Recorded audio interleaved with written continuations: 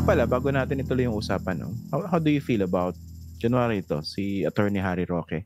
Di ba kasama niya yan sa mga nagtulak na maging bahagi ng Rome Statute. Sa mga nanonood, ito po yung tratado na nagtayo po ng International Criminal Court. Tama po ba? Di ba magkakasama kayo dyan? Noong 2011, tama ba? Nung formally na naging kasapi tayo ng ICC?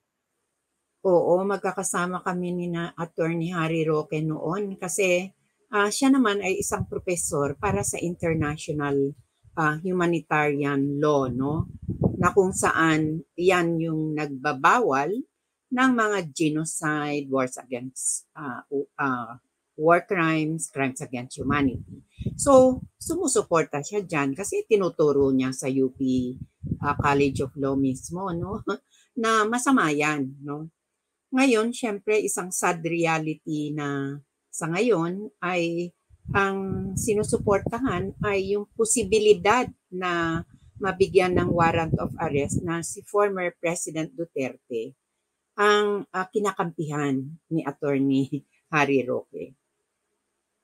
Di ba medyo weird yun? Kasama nyo na nagtulak na maging bahagi ng Rome Statute ang Pilipinas. Ngayon, yun nga, nandun yung possibility na kung sakaling makasuhan at litisin si dating Pangulong Rodrigo Duterte sa ICC, ang magiging abogado niya, yung dati yung kasama.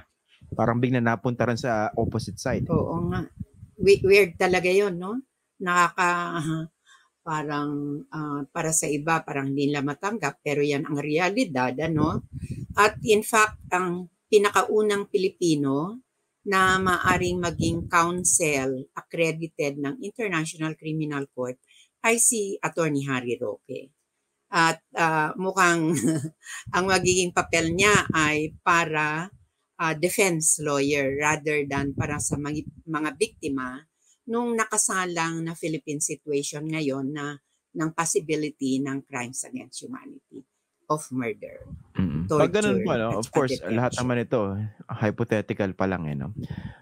Hindi ba kumbaga, kung nandun naman kayo sa side ng mga biktima ng drug war, di ba medyo may konting kaba dahil ang magde-defend sa gusto nyong litisin ay isang napaka-maalam sa batas. Dahil supposedly, no, ang conventional wisdom ng marami dyan, mas naintindihan niya yung pasikot-sikot yan sa ICC. So, medyo dapat ba may, kahit pa paano may kaba doon sa side ng mga biktima? May mga abogado rin tayo ng mga Pilipino na maaring sumuporta sa mga biktima ng paglabag ng pagpatay without due process na nangyari dito sa atin in relation to the war on drugs. At ang iba pa, pare-pareho lang na whether defense o kaya counsel of the defense o kaya counsel for the victims, pwede ring matulungan sila ng talagang dati nang nandoon sa nagkaroon na ng experience doon sa International Criminal Court.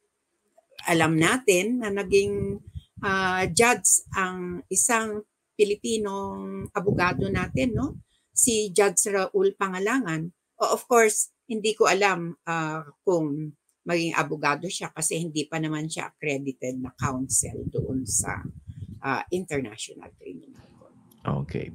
In the meantime, ano po bang basa niya rito sa mga nadidinig natin mula sa kampo ni dating Pangulong Duterte? So, 'di ba, ang huling pahayag ni Attorney Harry Roque, tinawagan daw siya ni Duterte at hindi nakatulog si Harry Roque dun sa balita or impormasyon na supposedly nakuha ni Duterte na baka raw arestuhin siya anytime. Ano bang basa niyo diyan sa mga ganyang nadidinig natin publicly? Sa kanila, kung sila mismo yung natatakot, parang nangangamba si former Pangulong Duterte tsaka mismong si Attorney Harry Roque ay nangangamba, tingin ko may batayan siguro silang naririnig. Ano? Kasi matagal na rin yung kaso diyan sa International Criminal Court. Ano? Yung preliminary investigation ay nangyari 2021 pa at 2021 mismo, humingi na yung Office of the Prosecutor na talagang dapat imbestigahan. At nagkaroon ng desisyon sa International Criminal Court na dapat imbestigahan. Ibig sabihin yan, naipakita ng Office of the Prosecutor na merong merong possibility talaga na magkaroon ng kaso. Sa preliminary investigation kasi, titingnan kung meron bang time element, temporal jurisdiction, yung sinasabi, no? Na kung saan talagang pwedeng mag-imbestiga. Pinakita na meron tayong membership doon sa International Criminal Court through the Rome Statute noong panahon ng 2011 hanggang 2019. Alam na natin, kasi nag-withdraw, no? Talagang, siyempre, natakot sila. Pangalawa, territorial. Dahil naging member ang Pilipinas ng Rome Statute of the International Criminal Court, may territorial jurisdiction. Subject matter. Crimes against humanity yung tinitingnan, no? Dahil hindi mo naman sasabihin parang mga ilang tao lang naman yung pinatay in the war on drugs kundi sasabihin mo thousands. Mismong Philippine National Police nagsasabi more than 6,000. Pero may mga ibang estimates pa na aabot ng more than 27,000 hanggang 30,000. Kasi dahil nga sa lawak nung epekto nung pagtingin ni Presidente Duterte na yung mga gumagamit naman ng drugs hindi yan mga tao no? Na dapat pwedeng patayin yung mga yan. No? At yung mismong isang libro nga recently na lumabas talagang mga very detailed examination of different cases ng extrajudicial killing in the war on drugs. So, naipapakita na may systematic at saka widespread. So, subject matter, pwede.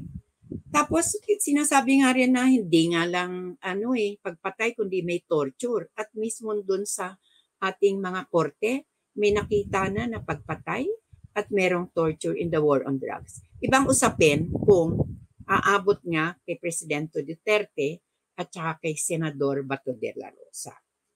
Yan yung tinitingnan ng International Criminal Court. Tapos, personal, individuals, ay hindi yung state lamang, hindi lang yung Pilipinas yung tinitingnan, hindi talagang mga individuals. So, merong temporal, territorial, subject matter, at saka personal jurisdiction ang International Criminal Court. Kung nagustuhan niyo po itong video na ito, paki-like at share na lang po para mas marami pang makakita at makapanood. Kung gusto niyo po makibalita, follow niyo na rin po ako sa aking mga social media accounts na nakasulat po sa screen. Pwede rin po kayo magpadala ng super thanks, super like, super chat at super sticker sa YouTube, saka Facebook stars po.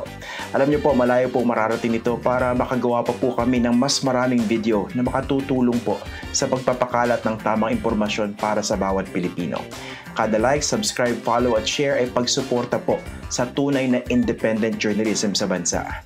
Maraming salamat po.